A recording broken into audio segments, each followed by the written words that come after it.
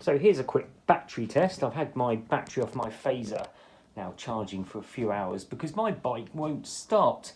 I've had it charged on the bike and it keeps running down to just over 12 volts and it doesn't seem to want to take a charge, weirdly. So it's probably really old and nearly dead. Had it on charge for a few hours, it's not charging anymore. So I'm just going to switch that off at the wall and just see what kind of charge we've got in there. Get it on camera, and that's showing as 12.92 volts. Okay, so that's the sign of a sick battery anyway. It's charging up to a far greater extent than I would expect it to. So I'm going to come back in about 24 hours time and see if we've got any voltage drop. I'm expecting to see it go down. Clearly it's not going to stay at that level, but I think I've probably got some parasitic draw on the bike, which shouldn't be enough to kill the battery, but it is killing the battery. So I don't think it's an issue with the bike, I think it's an issue with this, but I just want to see if that's dropping as far down as it is when it's on the bike. I don't know, but it needs replacing, and just a quick test just to see if we have got a duff battery or a really bad parasitic draw on the bike. So let's come back to this in about a day's time and see what it says. And you can see it's giving us about 12.3 volts, so that's not too bad.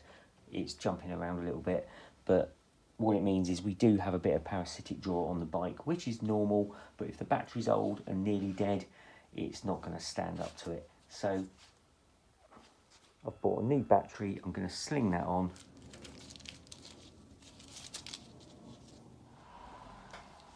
Let's drop the battery in. Make sure you get it the right way, which is positive nearest to me.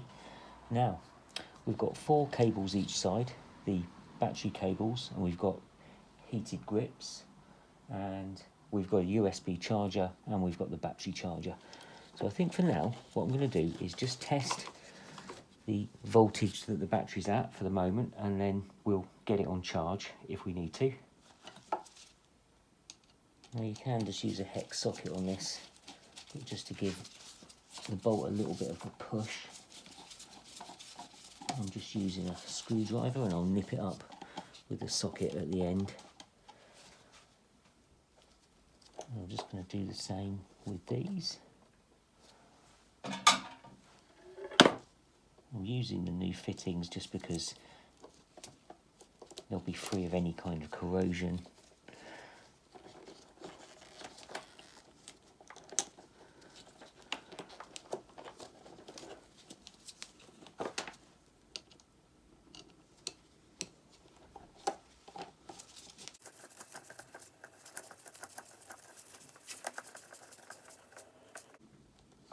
Okay.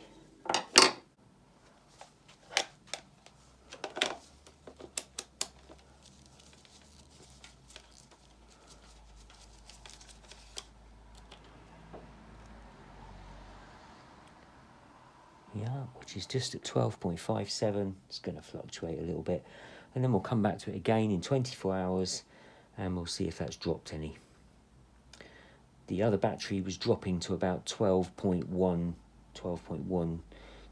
volts almost immediately you took it off charge, and it wouldn't crank the bike.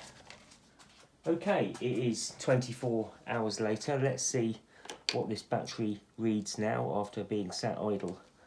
So the old battery was being kept on charge pretty much continuously and would drop to about 12.1 volts and just wouldn't crank.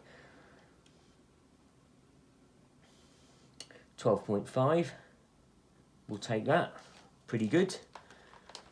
It's not been charged at all,